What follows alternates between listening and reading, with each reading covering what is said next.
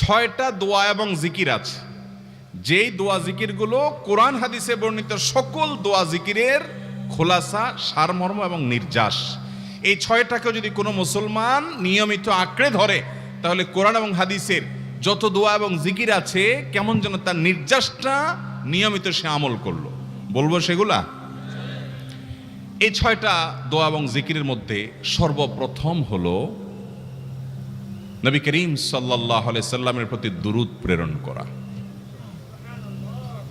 নবীজি সাল্লাল্লাহু আলাইহি সাল্লামের প্রতি দুরূদ প্রেরণ করার আমল এরকম আমল, আপনি যদি সারা দিনে শুধুমাত্র নবীজির প্রতি দুরূদ প্রেরণ করার আমলটাই জিকির হিসাবে সবচেয়ে বেশি করেন, দোয়া হিসাবে যদি এটাই আপনি সারাদিন করতে থাকেন, তো আপনার জন্য যথেষ্ট হবে। আল্লাহর কাছে আর কিছু না চাইলেও চলবে, আর কিছু না চাইলেও চলবে। দুরূদ মানে হলো নবীজির জন্য দোয়া করা। ভাই, আল্লাহ তার হাবিবকে রহম করবেন, আপনার আমার দোয়ার দিকে আল্লাহর তাকানোর কোনো ঠেকা আছে? নবীজি কি আমাদের দোয়ার কোনো মুখাপেক্ষী? কিন্তু আমরা তার জন্য দোয়া করলে ওই চান্সে আল্লাহ তাআলা আমাদের প্রতি অনুগ্রহ করবেন। একবার না, আপনি নবীজির প্রতি একবার রহমতের দোয়া করবেন, একবার দুরূদ পাঠ করবেন। মান সাল্লা আলাইয়া মাররাতান সাল্লাল্লাহু আলাইহি আশারা। নবীজি সাল্লাল্লাহু আলাইহি সাল্লাম বলেছেন, একবার আমার জন্য তোমরা দোয়া করলে, আমার প্রতি দুরূদ পাঠ করলে, আল্লাহ তাআলা তোমাদের জীবনে 10 বার 10 জায়গায় 10 টাইমস তোমাদের উপরে আল্লাহ তাআলা অনুগ্রহ করবেন। আপনি টেরও পাবেন না কত জায়গায় আল্লাহ অনুগ্রহ করেছেন। আল্লাহ বাঁচাই দিয়েছেন, একটুর জন্য শেষ হয়ে যান নাই। ওই যে দুরূদ পড়ছেন, আল্লাহ তাআলা রক্ষা করছে, আপনি খবরও নাই। আল্লাহ তাআলা আপনার প্রতি বিশাল একটা দান করছে, আপনি লক্ষ্যও করেন নাই। ওই যে দুরূদ পড়ছেন একবার, 10 বার রহমত হবে। এভাবে যত দুরূদ পড়বে সে তত রহমত এবং অনুগ্রহ পাবে। এক সাহাবী বলেছেন, ইয়া রাসূলুল্লাহ, আমি আমার দোয়ার কত অংশ আপনার জন্য রিজার্ভ রাখবো? আমি তো আল্লাহর কাছে অনেক কিছু চাইবো, অনেক কিছু নিবেদন করব, আপনার জন্য যেন আল্লাহ রহমত নাজিল করে, এটাই হলো দুরূদ। এই দুরূদটা আমি কি পরিমাণ রাখবো? 4 ভাগের 1 ভাগ, 3 ভাগের 1 ভাগ, অর্ধেক? এরপরে সাহাবী বলছেন, আসলে যদি সবগুলোই করি, উনি এক একটা পার্সেন্টেজ বলছেন, আর নবী করিম সাল্লাল্লাহু আলাইহি সাল্লাম বলছেন যে, তাকে বুঝাচ্ছেন যে আরো বেশি করতে পারলে ভালো হয়। তো সাহাবী বাড়াইতে বাড়াইতে শেষ পর্যন্ত বলেন যে, আমার দোয়া যদি সবগুলো আপনার জন্য করি, আমি যদি আর কোনো দোয়া না করি, শুধু আপনার জন্যই দোয়া করি, নবী করিম সাল্লাল্লাহু আলাইহি সাল্লাম তাকে সুসংবাদ দিলেন যে, তাহলে তোমার আর কোনো সমস্যা থাকবে না, সব সমস্যা দূর হয়ে যাবে, তোমার কোনো পেরেশানি থাকবে না। ভাইরা আমার, দুরূদের আমল এমন একটা আমল যে আপনার জীবনে কোনো বিপদ, কোনো মুসিবত, কোনো পেরেশানি, কোনো সমস্যা দেখা দিয়েছে, আপনি যদি দুরূদ পড়তে থাকেন, কোনো কিছু মনে আসছে না, অনেক সময় ছাত্র জিজ্ঞেস করে, ভাই পরীক্ষার হলে পড়া ভুলে গেছি, কি করব? আমি দুরূদ পড়া শুরু করেন। আরবদেরকে দেখা যায় কোনো কিছু ভুলে গেলে তারা বলে আল্লাহুম্মা সাল্লি আলা মুহাম্মদ, আল্লাহুম্মা সাল্লি আলা মুহাম্মদ, এটা শুরু করে তারা। কারণ নবী করিম সাল্লাল্লাহু আলাইহি সাল্লাম এর হাদিস থেকে স্পষ্টভাবে, একটি নয় বহু হাদিস থেকে প্রমাণিত, যে ব্যক্তি দুরূদটা নিয়মিত পাঠ করবে, সালাত আলা নবীটাকে যে ব্যক্তি আঁকড়ে ধরবে, সব সময় তার মুখ থেকে সালাত সালাত সালাম চলতে থাকে, এই ব্যক্তির সকল গুনাহ আল্লাহ মাফ করে দিবেন, সকল পেরেশানি আল্লাহ তাআলা মুক্ত করে দিবেন। ভাইরা আমার, দুরূদের আমলটা এত গুরুত্বপূর্ণ আমল, এটা আমরা করি। এখন অনেকে আছেন যে আনুষ্ঠানিকতা যখন থাকে দুরূদের, মিলাদের, তখন একটু সালাত আলা নবী যেভাবে করেন। আর বাকি অনেকে আছেন যেগুলো করারও কোনো খোঁজ খবর নাই। দুরূদ বেশি বেশি করে পাঠ করবো তো ইনশাআল্লাহ। সবচেয়ে শ্রেষ্ঠ দুরূদ, সবচেয়ে উত্তম দুরূদ হলো দুরূদ ইব্রাহিম, যেটা নামাজে পড়েন। আর সবচেয়ে সংক্ষিপ্ত দুরূদ হলো সাল্লাল্লাহু আলাইহি ওয়াসাল্লাম। এছাড়া নবীজির প্রতি দোয়ামূলক যে কোনো দুরূদই আল্লাহর কাছে গ্রহণযোগ্য হতে পারে, যদি দুরূদের অর্থের মধ্যে, কথা বলার মধ্যে খারাপ কিছু না থাকে। দুরূদের নামে অনেকগুলো দুরূদ প্রচলিত আছে বিভিন্ন বই পুস্তকে, অমুক দুরূদ পড়লে অমুক এত নেকি হয়, বা অমুক দুরূদ পড়লে এতবার পড়লে ওই বিপদ দূর হয়। এগুলো কোনো হাদিস নির্দেশিত না, এগুলো হয়তো কারো তাজরিবা, অভিজ্ঞতা নির্ভর। কিন্তু হাদিস নির্দেশিত দুরূদ হলো দুরূদ ইব্রাহিম, আর সবচেয়ে সংক্ষিপ্ত দুরূদ হলো সাল্লাল্লাহু আলাইহি সাল্লাম। অর্থের ভিতরে যদি খারাপ কিছু, শিরকের কিছু না থাকে, নবীকে আবার আল্লাহর পর্যায়ে পৌঁছানোর মতো গোমরাহি যদি না থাকে দুরূদের অর্থের মধ্যে, তাহলে যে কোনো দুরূদই আপনি আল্লাহর কাছে পেশ করতে পারেন। তাহলে 6টা দোয়া হলো কোরআন হাদিসের শত শত সহস্র দোয়ার নির্যাস এবং খোলাসা। তার 1 নম্বর হলো দুরূদের আমল। করবো না বেশি বেশি ইনশাআল্লাহ? আমার জীবনে বহুবার এমন হয়েছে, বহুবার এমন এমন বিপদ যে দেয়ালে পিঠ ঠেকে গেছে, এখান থেকে উদ্ধারের কোনো পথ আর চোখের সামনে দেখা যাচ্ছে না। আমি এই আমলটি, এর পাশাপাশি ইস্তেগফারের আমল যেটা দ্বিতীয় নম্বরে বলবো আমি, এই দুটি আমল কন্টিনিউয়াসলি করে গেছি হরদম, প্রতি নিঃশ্বাসে নিঃশ্বাসে, বাস টয়লেটের টাইম বাদে বাকি ফুল টাইম এটা দুরুদ এবং ইস্তেগফার অব্যাহত রাখছি। আল্লাহ তাআলা এমন ভাবে অলৌকিক ভাবে উদ্ধার করেছেন যে আমার কল্পনায়ও আসে না যে এখান থেকে এভাবে হেল্প হতে পারে। ভাইরা আমার অভিজ্ঞতার 2 পয়সার কোনো মূল্য নাই। আমার অভিজ্ঞতা কি আসলো না আসলো এটাতে কিছু আসা যায় নাই। রহমতুল্লিল আলামিন আল্লাহর রাসূল, আল্লাহর নবী ওয়াদা করেছেন যে আপনার পেরেশানি দূর হবেই হবে ইনশাআল্লাহ। অতএব দুরুদের আমল বেশি বেশি করবো না ইনশাআল্লাহ। নাম্বার 2, ইস্তেগফার। ইস্তেগফার ইস্তেগফার এটাও বেশি বেশি করতে হবে, দুরুদও বেশি বেশি করতে হবে। দুরুদের ব্যাপারে নবী করিম সাল্লাল্লাহু আলাইহি সাল্লাম এক হাদিসে বলেছেন, আকসিরু আলাইয়া মিনাস সালাতি মিন ইয়াউমিল জুমআতি ওয়া লাইলাতিল জুমআহ। জুমার রাতে আর জুমার দিনে, অর্থাৎ বৃহস্পতিবার দিবাগত রাত আর জুমার দিন শুক্রবার, এই সময়গুলোতে তোমরা আমার প্রতি বেশি বেশি দুরুদ পাঠ করো। এই যে নবীজি বলছেন বেশি বেশি পাঠ করো, তাহলে দুরুদটা বেশি বেশি পাঠ করতে হবে। ঠিক একইভাবে 2 নম্বর যেটা, দ্বিতীয় আমল যেটা ইস্তেগফার, এটাও বেশি বেশি করতে হবে।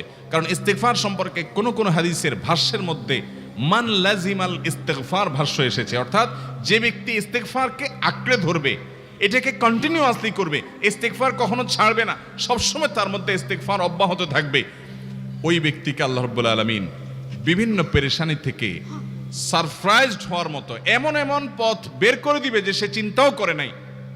তার পেরেশানি থেকে মুক্তির পথ আল্লাহ তাআলা দেখায় দিবেন। ইস্তেগফার কিভাবে করবেন ভাই? ইস্তেগফার এমন একটা আমল, এটা ছাড়া তো আমাদের উপায় নাই ভাই। ইস্তেগফার আমাদের দুনিয়ার পেরেশানি দূর করবে, আখিরাতের পেরেশানি দূর করবে। দুনিয়ার পেরেশানি আমাদের বিপদ আপদ মুসিবত, এগুলো রিজিকের অনটন অভাব এগুলা, আর আখিরাতের পেরেশানি হলো আমাদের পাপ গুনাহ এগুলা। কোরআনে কারিমে আল্লাহ রাব্বুল আলামিন সূরা নূহের মধ্যে আল্লাহ নবী নূহ আলাইহিস সালাম তার সম্পর্কে বলছেন, ফাকুলতুস্তাগফিরু রাব্বাকুম ইন্নাহু কানা গাফফারা ইউরসিলিস সামাআ আলাইকুম মিদরারা ওয়া ইউমদিদুকুম বিআমওয়ালিন ওয়া বানিন ওয়া ইয়াজআল লাকুম জান্নাতিন ওয়া ইয়াজআল লাকুম আনহারা। তিনি বলেন, আমি বলেছি আমার জাতিকে তোমরা ইস্তেগফার কাছে ইস্তেগফারটা করতে থাকো। রুটি রুজি নাই, চাকরি নাই, ইনকাম নাই, ব্যবসা খারাপ যাচ্ছে, পেরেশানি হচ্ছে, ইস্তেগফার ধরো, কি হবে? ইন্নাহু কানা গাফফারা। যদি ইস্তেগফার করো, 1 নম্বর লাভ হলো আল্লাহ মাফ করে দিবেন গুনাহ। ইউরসিলিস সামাআ আলাইকুম মিদরারা, যাতে ফসল ভালো হয়, রিজিক ভালো হয়, সেই ব্যবস্থা আল্লাহ করবেন। ওয়া ইউমদিদুকুম বিআমওয়ালিন ওয়া বানিন, ছেলে মেয়ে হয় না অথবা ভালো ছেলে মেয়ে নাই, আল্লাহ তাআলা নেক সন্তান দিয়ে তোমাকে শক্তিশালী করবেন, সম্পদ দিয়ে শক্তিশালী করবেন। ওয়া ইয়াজআল লাকুম জান্নাতিন ওয়া ইয়াজআল লাকুম আনহারা, আল্লাহ তাআলা প্রসবন দিবেন, ফসল দিবেন, বরকত দিবেন রুজিতে। কিসের মাধ্যমে? ইস্তেগফার। কিসের মাধ্যমে ভাই? ইস্তেগফার।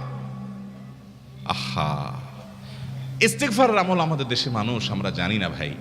এটাও আরবদেরকে আমি দেখেছি সারাক্ষণ তারা অবসর সময়গুলোতে ইস্তেগফার করতে থাকে, আস্তাগফিরুল্লাহ ওয়া আতুবু ইলাইহি, আস্তাগফিরুল্লাহ আস্তাগফিরুল্লাহ। মানে কি? আল্লাহর কাছে আমি ক্ষমা প্রার্থনা করি, আল্লাহর কাছে আমি মাপ চাই, আল্লাহর কাছে আমি তওবা করি, আল্লাহর দিকে আমি ধাবিত হই, আল্লাহর কাছে আমি ফিরে যাই, আস্তাগফিরুল্লাহ আস্তাগফিরুল্লাহ। আপনি বসে আছেন নিরিবিলি, ভাইরা আমার, এখন আর নিরিবিলি বলতে কোনো সময় নাই, এখন আর ফ্রি টাইম নাই, এখন আর আমাদের অবসর টাইম নাই। আস্তাগফিরুল্লাহ কখন বলবো? মোবাইল টিপতে টিপতে টিপতে টিপতে, ফেসবুকের নোটিফিকেশন দেখতে দেখতে দেখতে, লাইক কমেন্ট গুনতে গুনতে আমাদের এখন কোনো ফুরসত নাই। বাহিরে তো নাই, টয়লেটে গেলেও তখন আমাদের ব্যস্ততা মোবাইল নিয়ে, ফেসবুক নিয়ে, ঘুমাইতে গেলেও আমাদের ব্যস্ততা। ও ভাই আমার, অথচ আমার হায়াত শেষ হয়ে যাচ্ছে, আমল নামার শূন্য খালি, ফেসবুক টিপাটিপিতে পরিপূর্ণ। আল্লাহর কাছে কি নিয়ে যাবেন? ইস্তেগফার করবেন তো ইনশাআল্লাহ? অবসর সময় ইস্তেগফার করবেন তো ইনশাআল্লাহ? নিরিবিলি আছেন, একাকী আছেন, ইস্তেগফার চালায় দেন। 10 সেকেন্ড টাইম পাইছেন, ইস্তেগফার শুরু করে দেন।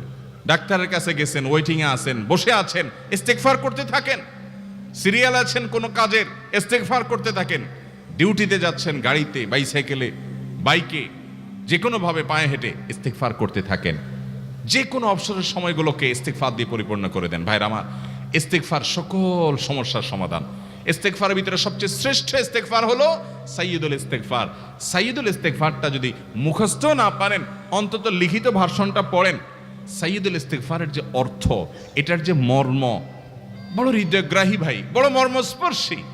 ইমানদার এটার অর্থের দিকে তাকায় যদি পড়ে, তো তার অন্তর না গলে পারে না। আল্লাহুম্মা আনতা রব্বি, হে আল্লাহ আপনি আমার রব, আপনি আমার পালনকর্তা লাগেন। আপনার সাথে আমার এই সম্পর্ক, আমি আপনার গোলাম, আপনি আমার রব, এই সম্পর্কটা আপনার সাথে আছে। আল্লাহুম্মা আনতা রব্বি লা ইলাহা ইল্লা আন্ত, ও আল্লাহ আপনি ছাড়া আমার ইবাদত, আমার গোলামি, আমার দাসত্ব, উপাসনার উপযুক্ত আর কেউ নাই। আল্লাহুম্মা আনতা রব্বি লা ইলাহা ইল্লা আন্ত খালাকতানি, আপনি আমাকে সৃষ্টি করেছেন। ওয়া আনা আবদুক, আল্লাহ আমি আপনার গোলাম। দেখেন কিভাবে আল্লাহর সাথে সম্পর্কটার কথা বলা হচ্ছে মুহাব্বতের সাথে। খালাকতানি ওয়া আনা আবদুক, আল্লাহ আপনি আমাকে সৃষ্টি করেছেন আর আমি আপনার গোলাম। ওয়া আনা আলা আহদিকা ওয়া ওয়া'দিকা মাস্তাতা'তু, আল্লাহ আপনার সাথে যে অঙ্গীকার করেছিলাম, আলাস্তু বিরব্বিকুম, আপনি জিজ্ঞেস করেছেন। আলমে আরওয়াহাতে আমরা বলেছি বালা, হ্যাঁ আপনি আমার রব। আপনাকে রব হিসাবে স্বীকৃতি দিয়ে আপনার গোলামি করার যে অঙ্গীকার আমরা করেছি, কালিমাতুশ শাহাদা যে আমরা পাঠ করেছি, এই যে আপনার সাথে কৃত অঙ্গীকার, রব হিসাবে স্বীকৃতি দেওয়ার পর, গোলাম হিসাবে মেনে নেওয়ার পর, আমি আপনার যে গোলামি করার কথা ছিল, ওয়া আনা আলা আহদিকা ওয়া ওয়া'দিকা মাস্তাতা'তু, যতটুকু পারছি আমি সে ওয়াদার উপরে থাকার চেষ্টা করছি আল্লাহ। ওয়া আনা আলা আহদিকা ওয়া ওয়া'দিকা মাস্তাতা'ত আবুউ লাকা বিনি'মাতিকা আলাই, আল্লাহ আমি স্বীকার করি আপনি আমার প্রতি অনেক নিয়ামত দিয়েছেন, অনেক নিয়ামত দিয়েছেন, এটা আমি স্বীকার করি। ওয়া আবুউ লাকা বিযামবি, আর আমি এও স্বীকার করি যে আল্লাহ অনেক অপরাধ, অনেক পাপ আমার দ্বারা হয়ে গেছে। ফাগফিরলি, অতএব আপনি আমাকে মাফ করে দেন। ফাইন্নাহু লা ইয়াগফিরুয যুনুবা ইল্লা আনতা, কারণ আপনি ছাড়া আর কেউ গুনাহ ক্ষমা করতে পারবে। ভাইরা আমার, অর্থের দিকে লক্ষ্য করে করে, মর্মটা বুঝে বুঝে একটু সাইয়্যিদুল ইস্তেগফার পড়েন। লেখা দেখে দেখে পড়েন, ইউটিউব থেকে দেখে দেখে পড়েন, কিন্তু পড়েন। আল্লাহুম্মা আনতা রাব্বি লা ইলাহা ইল্লা আন্ত খালাকতানি ওয়া আনা আবদুক ওয়া আনা আলা আহদিকা ওয়া ওয়া'দিকা মাস্তাতা'তু আউযু বিকা মিন শাররি আবুউ লাকা বিনি'মাতিকা আলাইয়া ওয়া আবুউ লাকা বিযামবি ফাগফিরলি ফাইন্নাহু লা ইয়াগফিরুয যুনুবা ইল্লা আনতা। এটা হলো বড় ইস্তেগফার। এত বড় ইস্তেগফার পড়তে পারেন না, কোনো পেরেশানি নাই, কোনো অসুবিধা নাই। সবচেয়ে ছোট ইস্তেগফার হলো আস্তাগফিরুল্লাহ আস্তাগফিরুল্লাহ আস্তাগফিরুল্লাহ। আল্লাহ আপনার কাছে ক্ষমা চাই, কত ভুল হয়ে যায়, কত অন্যায় হয়ে যায়। ভাইরা আমার, এটা হলো রিমুভার। ভুল করে কিছু লিখছেন, রিমুভ করে ফেলছেন, শেষ হয়ে গেছে। আপনি ঘন ঘন ইস্তেগফার পড়তে থাকেন, অগণিত ভুল হয়, অগণিত ত্রুটি হয়, বারবার ইস্তেগফার এগুলোকে সবগুলোকে শেষ করে দেয়। ভাইরা আমার, নিরাপত্তা এনে দেয়। আল্লাহ কোরআনে কারিমে বলেছেন যে আপনার রব আপনার কওমের প্রতি আযাব নাজিল করবেন না যদি আপনি থাকেন।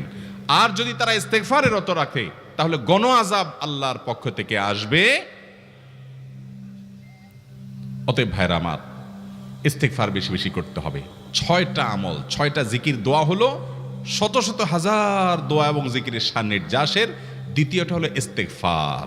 চেষ্টা করবো না ইনশাআল্লাহ ইস্তেগফার করার, চলতে ফিরতে আস্তাগফিরুল্লাহ ওয়া আতুবু ইলাইহি, অথবা শুধু আস্তাগফিরুল্লাহ। আরেকটা ইস্তেগফার হাদিসে বর্ণিত, আস্তাগফিরুল্লাহাল্লাযী লা ইলাহা ইল্লা হুয়াল হাইয়ুল কাইয়্যুম ওয়া আতুবু ইলাইহি ওয়া লা হাওলা ওয়া লা কুওয়াতা ইল্লা বিল্লাহ। এটাও ইস্তেগফার। তাহলে একটা বড় ইস্তেগফার, একটা মিডিয়াম, একটা ছোট, যার যেটা সুবিধা হয় এটা পড়েন। বড়টা হলো সাইয়্যিদুল ইস্তেগফার, সবচেয়ে শ্রেষ্ঠ ইস্তেগফার যেটা হাদিসে বর্ণিত হয়েছে। সাইয়্যিদুল ইস্তেগফার নবীজি সকাল সন্ধ্যা পাঠ করতেন, বিভিন্ন সময় পাঠ করতেন, রাতে পাঠ করার কথা বলতেন। সাইয়্যিদুল ইস্তেগফার পাঠ করলে আল্লাহ রাব্বুল আলামিন ওই দিনে, ওই রাতে, ওই ব্যক্তি মারা গেলে তার সব গুনাহ খাতা মাফ করে তাকে জান্নাত দিবেন ইনশাআল্লাহ।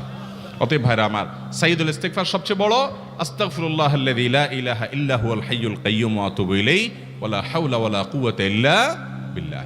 এটা হলো মাঝারি ধরনের। আর সবচেয়ে ছোট ইস্তেগফার হলো আস্তাগফিরুল্লাহ ওয়া আতুবু ইলাইহি। তাহলে 6 আমলের কয়টা গেল? 2টা। প্রথমটা হলো দুরুদ আর দ্বিতীয়টা হলো ইস্তেগফার।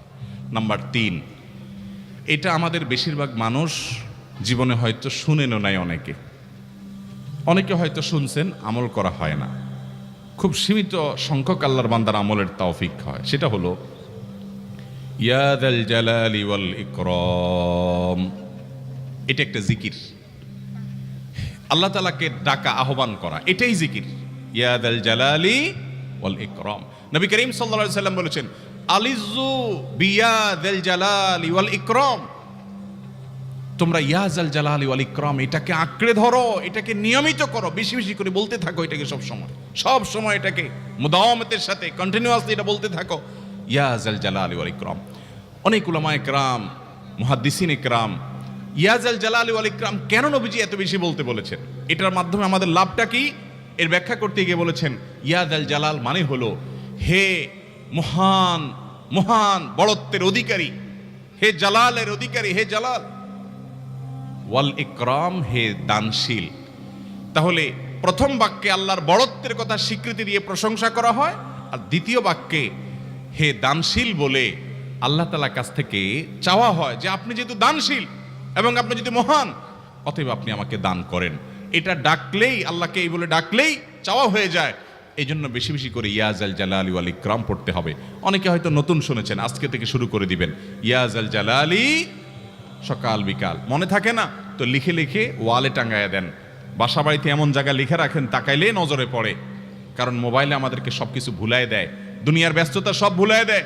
এই জন্য বেশি বেশি ইয়া যাল জালালি ওয়াল ইকরাম পড়বো। 3টা হয়ে গেল। নাম্বার 4 নম্বর যে দোয়া এবং জিকির করতে নবী করিম সাল্লাল্লাহু আলাইহি সাল্লাম সব সময় আমাদেরকে উৎসাহ দিয়েছেন, অনুপ্রেরণা দিয়েছেন। এবং ইবনে সাদি রাহিমাহুল্লাহ তিনি 6টা নির্যাস দোয়া এবং জিকির যে বলেছেন তার 4 নম্বর হলো লা হাওলা ওয়ালা কুওয়াতা ইল্লা বিল্লাহ। লা হাওলা ওয়ালা কুওয়াতা ইল্লা বিল্লাহ। লা হাওলা ওয়ালা কুওয়াতা ইল্লা বিল্লাহ এটা হলো সারেন্ডার করা, আল্লাহর কাছে সারেন্ডার করা, আত্মসমর্পণ করা। মানে আল্লাহ ছাড়া কোনো ভালো কাজ করার ক্ষমতা কারণ নাই, করার তৌফিক দেওয়ার ক্ষমতা কারণ নাই, আর পাপ থেকে বাঁচানোরও ক্ষমতা কারণ নাই। এই জন্য আমি কেমন যেন আল্লাহর কাছে সারেন্ডার করছেন, লা হাওলা ওয়ালা কুওয়াতা ইল্লা বিল্লাহ। কোনো অবস্থা, কোনো সামর্থ্য এগুলো কারোর কাছে নাই, শুধুমাত্র কার কাছে আছে? আল্লাহর কাছে আছে। এই অর্থ বুঝে আপনি লা হাওলা ওয়ালা কুওয়াতা ইল্লা বিল্লাহ বেশি বেশি পাঠ করবেন। নবী করিম সাল্লাল্লাহু আলাইহি সাল্লাম বলেছেন, তোমাদেরকে কি আমি জান্নাতের একটা ভান্ডারের খবর দেব, যেটা জান্নাতের ভান্ডার, সওয়াব টওয়াব না, সাধারণ অল্প স্বল্প সওয়াব না, পুরো জান্নাতের ভান্ডারের সন্ধান দিয়ে দিব। সাহাবা ইকরাম তো চাইতেনই সেটা। নবীজি সাল্লাল্লাহু আলাইহি সাল্লাম তখন বলেছেন যে লা হাওলা ওয়ালা কুওয়াতা ইল্লা বিল্লাহ এটা হলো কানজুম মিন কুনুজিল জান্নাহ, জান্নাতের ভান্ডার সমূহের মধ্যে থেকে একটা বড় ভান্ডার হলো লা হাওলা ওয়ালা কুওয়াতা ইল্লা বিল্লাহ। অতএব এই আমলটাও বেশি বেশি করবেন। 4 নম্বর আমল হয়ে গেল। দুরুদের আমল 1, ইস্তিগফারের আমল 2, ইয়া যাল জালালি ওয়াল ইকরাম 3, লা হাওলা ওয়ালা কুওয়াতা ইল্লা বিল্লাহ। কয়টা হলো? 4। 5 নম্বর আমল হলো দোয়া ইউনুস। দোয়া ইউনুস জানা আছে তো? লা ইলাহা ইল্লা আনতা সুবহানাকা ইন্নী কুনতু মিনাজ জালিমিন। ভাইরা আমার, অর্থের দিকে তাকায়া মাঝে মধ্যে মোবাইল টোবাইল সব ফালায় রেখে একটু আল্লাহর সাথে কথা বলবেন, আল্লাহর সাথে একটু কানেক্টেড হওয়ার চেষ্টা করবেন, আল্লাহর সাথে একটু সংযুক্ত হওয়ার চেষ্টা করবেন। ডিসকানেক্টেড তো পুরো লাইফটা কাটাই দিলেন, একটু কানেক্টেড হওয়ার চেষ্টা করেন। প্রতিদিন কিছু সময় বসে একটু জিকির করেন, চলতে ফিরতে একটু আল্লাহকে সময় দেন। আপনি উপকৃত হবেন, আপনার কল্ব জিন্দা হবে, আমল নামা সওয়াবে পরিপূর্ণ হবে। লা ইলাহা ইল্লা আনতা সুবহানাকা ইন্নী কুনতু মিনাজ জালিমিন। অর্থের দিকে তাকান, কত মর্মস্পর্শী। লা ইলাহা ইল্লা আনতা, আল্লাহ আপনি ছাড়া কোনো সত্যিকারের মাহবুদ নাই, উপাস্য নাই। সুবহানাক, আপনি পবিত্র, আমি আপনার পবিত্রতা জ্ঞাপন করছি। ইন্নী কুনতু মিনাজ জালিমিন, তবে আমি সেসব মানুষদের অন্তর্ভুক্ত যারা নিজের প্রতি নিজে জুলুম করেছে, অবিচার করেছে, অন্যায় করে আমার নিজের পায়ে নিজে কুড়াল মেরেছি বহু। অতএব আপনি আমাদের প্রতি রহম করেন।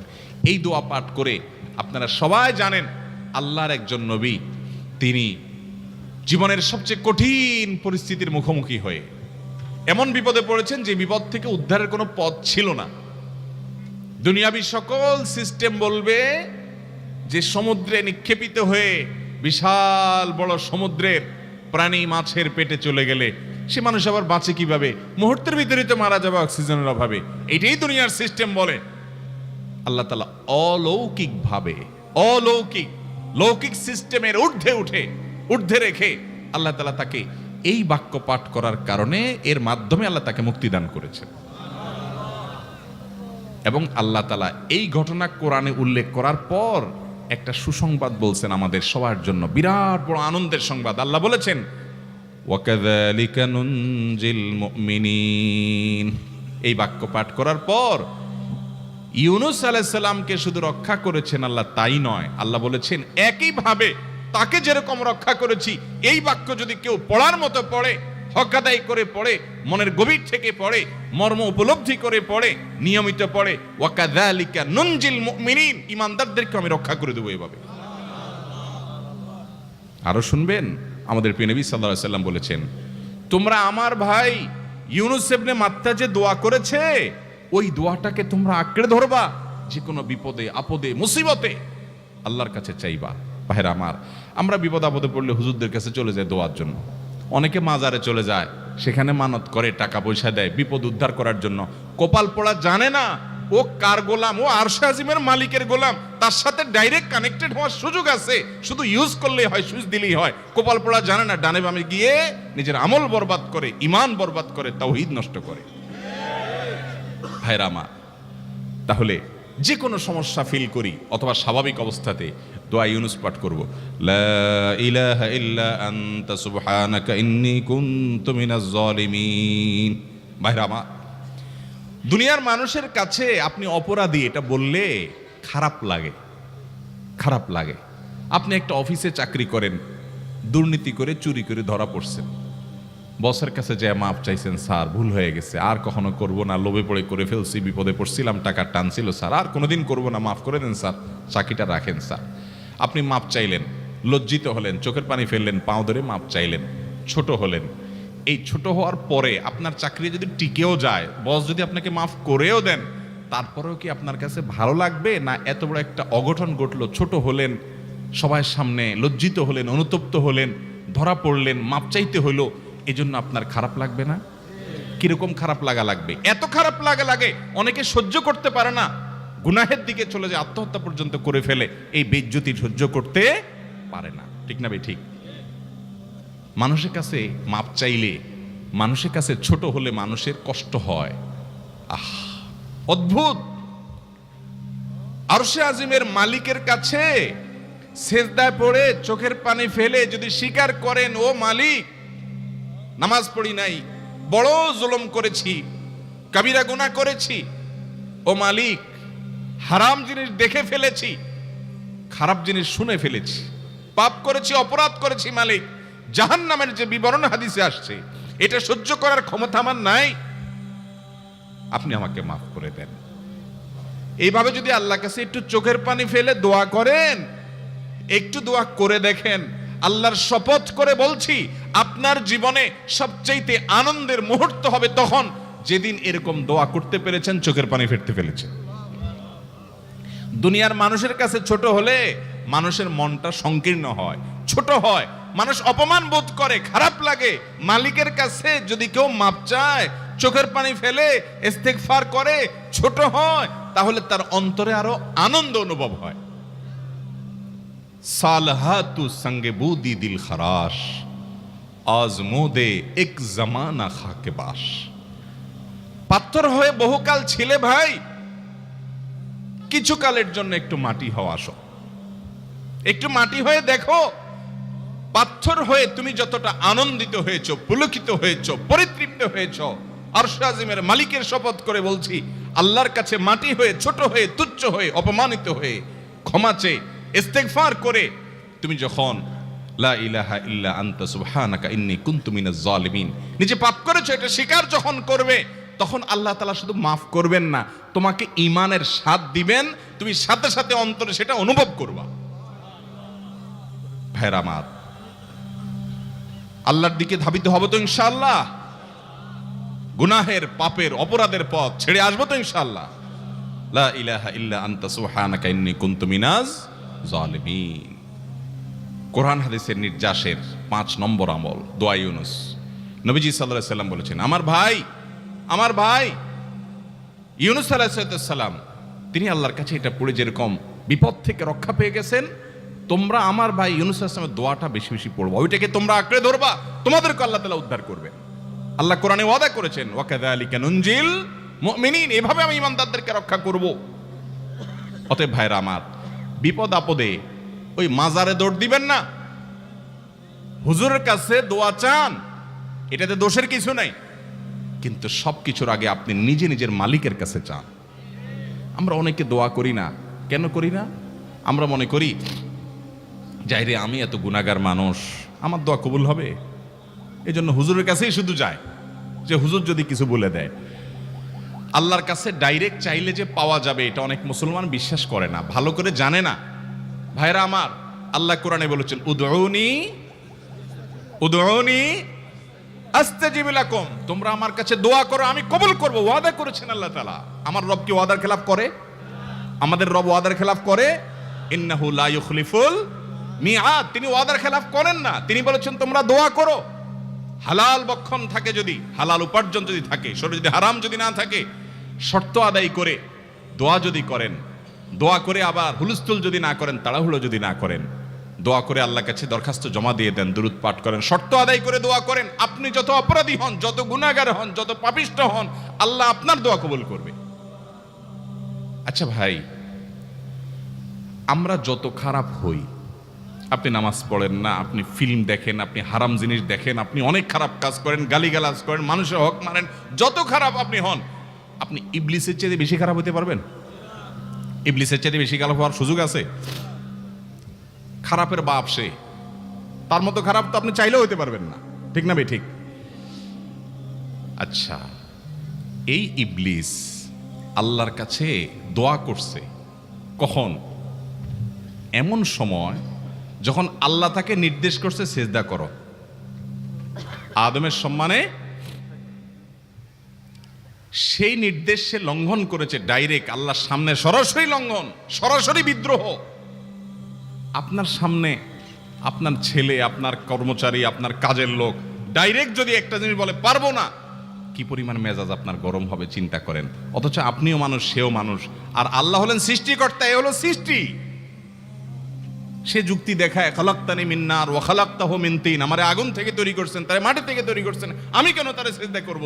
তর্ক যুক্তি হাজির করে আল্লাহর নির্দেশকে আল্লাহর সামনে লঙ্ঘন করেছে। কত ডেঞ্জারাস সিচুয়েশন বুঝেন, কি পরিমাণ রাগ আল্লাহ রাব্বুল আলামিন হওয়ার কথা। তার তো গুণবাচক নাম শুধু রহমান রহিম না, তার গুণবাচক নাম আছে কি? কাহার, জব্বার। তো আল্লাহ রাব্বুল আলামিনের এই গুণবাচক নামও তো আছে। তিনি তো প্রচন্ড রকমের কাহারের অধিকারী। তো আল্লাহর সামনে ডাইরেক্ট তার আদেশকে লঙ্ঘন করেছে, হঠকারিতা দেখিয়েছে, অহংকার করেছে, দম্ভ দেখিয়েছে, এত বড় বেয়াদবি করেছে। ওই টাইমে আল্লাহ তাআলা তো রাগ হওয়ার কথা। ওই রাগের সময়, ওই কঠিন সময় ইবলিস যখন আল্লাহ তাকে বললেন, যাও ফখরুজ মিনহা ফাইন্নাকা রাজিম, জান্নাত থেকে বের হও, তুমি বিতাড়িত, আল্লাহ রাগ হয়ে তাকে জান্নাত থেকে বের করে দিলেন। ভাইরা আমার, এই রকম সময় পর্যন্ত ইবলিস দোয়া করে বসছে। কি দোয়া করছে? রব্বি আনজিরনি ইলা ইয়াউমি ইউবআসুন, আল্লাহ আমাকে সুযোগ দেন, কিয়ামত পর্যন্ত হায়াতটা দেন আমারে, দোয়া করে বসছে। কিন্তু আল্লাহ তাআলা কি করছেন? আল্লাহ বলছেন, তো বড় সাহস তোর, বেটা মাত্র সিজদা করতে বলছেন, করলি না, কমবখত, আবার দোয়া করস? আল্লাহ সেটা বলেন নাই। আল্লাহ কি করছেন? ইন্নাকা মিনাল মুনজারিন, যাও তোমাকে সুযোগ দেয়া হলো। সুবহানাল্লাহ। ইবলিস যদি আল্লাহর রাগ হওয়ার মতো সময়ে, ক্রোধ হওয়ার মতো সময়ে আল্লাহর সামনে আল্লাহর সরাসরি অবাধ্য হয়ে আল্লাহ তাকে বের করে দিচ্ছেন বিতাড়িত শয়তানকে, ওই টাইমে যদি দোয়া করার পর ইবলিসের দোয়া কবুল হয়, ও মুসলমান, আপনি আল্লাহর গোলাম হিসেবে নিজেকে স্বীকার করেন, আপনি যত পাপিষ্ঠ হন না কেন, আপনার দোয়া কেন কবুল হবে না? আল্লাহর কাছে দোয়া করবো না ইনশাআল্লাহ? ইবলিসই আমাদেরকে বুঝায়, ফুসলায়, তুই কোন মুখে দোয়া করবি আল্লাহর কাছে? তোর নামাজের ঠিক নাই, তোর ইবাদতের ঠিক নাই, এত আকাম কুকাম করস ফেসবুকে, ইউটিউবে, তোর মতো 2 নম্বর একটা মানুষ, কোন মুখে আল্লাহর কাছে দোয়া করবি? থাক, দোয়া করিস না, আমি কেমনে এই মুখ নিয়ে দোয়া করবি? এটা যখন আপনার মনের ভিতরে আসে, তখন বুঝবেন যে মিস্টার ইবলিস অ্যাক্টিভ হয়ে গেছে আপনার শরীরে। কথা কি বুঝাতে পারছি? আল্লাহর কাছে দোয়া করবেন তো ইনশাআল্লাহ। এই 6টা দোয়া জিকিরের 5 নম্বর দোয়া ইউনুস, অর্থ সহকারে বুঝে বুঝে আল্লাহর কাছে চাইবেন এবং দোয়া করবেন। 6 নম্বর হলো সুবহানাল্লাহ, আলহামদুলিল্লাহ, লা ইলাহা ইল্লাল্লাহ, আল্লাহু আকবার। এই বাক্যগুলো দেখবেন ঘুরে ফিরে নবী করিম সাল্লাল্লাহু আলাইহি ওয়াসাল্লাম সারাদিন পড়তেন। 5 ওয়াক্ত নামাজের পরে 33 বার দেখবেন। আবার দেখবেন সকাল সন্ধ্যায় সুবহানাল্লাহি ওয়া বিহামদি 100 বার, সুবহানাল্লাহি ওয়াল হামদুলিল্লাহি আল্লাহু আকবার 100 বার। আবার এগুলো মাঝে মধ্যে 10 বার, রাতের শোয়ার সময় 33, 34 বার। বিভিন্ন সময় দেখবেন ঘুরে ফিরে এই সুবহানাল্লাহ, আলহামদুলিল্লাহ, লা ইলাহা ইল্লাল্লাহ, আল্লাহু আকবার, এগুলো একটা মিজানের পাল্লাকে পরিপূর্ণ করে দেয়। কোনোটা আসমান এবং জমিনের মধ্যবর্তী জায়গায় সওয়াব দিয়ে পরিপূর্ণ করে দেয়। এত বেশি ফজিলতপূর্ণ জিকির। এই জন্য পুরো কোরআন হাদিসের দোয়া এবং জিকিরের নির্যাসের শেষ এবং 6 নম্বর হলো বেশি বেশি করে দিন রাত 24 ঘন্টা যখন সুযোগ পাবেন, যেখানে যেখানে হাদিসে যে সংখ্যা বলা আছে ওটাতে করবেনই, ওর বাইরেও বেশি বেশি করে সুবহানাল্লাহ, আলহামদুলিল্লাহ, লা ইলাহা ইল্লাল্লাহ, আল্লাহু আকবার বেশি বেশি করব না ইনশাআল্লাহ। আবারও বলছি, পুরো কোরআন হাদিসের দোয়া এবং জিকিরের নির্যাস 6টির একটি হলো, এটি ইবনে সাঈদী রাহিমাহুল্লাহর গবেষণা, তার গবেষণার আলোকে তিনি এটা পেশ করেছেন। এটি আবার কোন হাদিস থেকে নির্যাস বের করে দেওয়া হয়েছে সে নয়, এটা একজন মুফাসসিরের গবেষণা। তিনি বলেছেন কোরআন হাদিসে যত দোয়া বলা হয়েছে সবগুলোর মর্ম কথা এর মধ্যে চলে আসে। তাছাড়া নবী সাল্লাল্লাহু আলাইহি সাল্লাম এবং কোরআনে এইগুলাকে বেশি বেশি করতে বলেছেন। আলিজ্জু, আকসিরু, মান লাজিমা, এই শব্দগুলো ব্যবহার করা হয়েছে। এই জন্য এগুলো বেশি বেশি করে করতে হবে। এই যে শেষেরটা নবী সাল্লাল্লাহু আলাইহি ওয়াসাল্লাম সবসময় বিভিন্ন জায়গায় করতেন। আবারও বলছি, নাম্বার 1 দুরুদ, নাম্বার 2 ইস্তিগফার, নাম্বার 3 ইয়া যাল জালালি ওয়াল ইকরাম, নাম্বার 4 লা হাওলা ওয়ালা কুওয়াতা ইল্লা বিল্লাহ, জান্নাতের ভান্ডার এটা, নাম্বার 5 লা ইলাহা ইল্লা আনতা সুবহানাকা ইন্নী কুনতু মিনাজ জালিমিন, বিপদ না আসলেও স্বাভাবিক অবস্থায় পড়বেন। নাম্বার 6 সুবহানাল্লাহি ওয়াল হামদুলিল্লাহি ওয়া লা ইলাহা ইল্লাল্লাহু আল্লাহু আকবার। নিয়মিত করব তো ইনশাআল্লাহ। আল্লাহ আমাকে আপনাকে আমাদের সবাইকে আমল করার তৌফিক দান করুন, সব সময় জিকিরের মধ্যে থাকার তৌফিক দান করুন। জাযাকুমুল্লাহু খায়রা ওয়া আখিরু দাওয়ানা আলহামদুলিল্লাহি রাব্বিল আলামিন।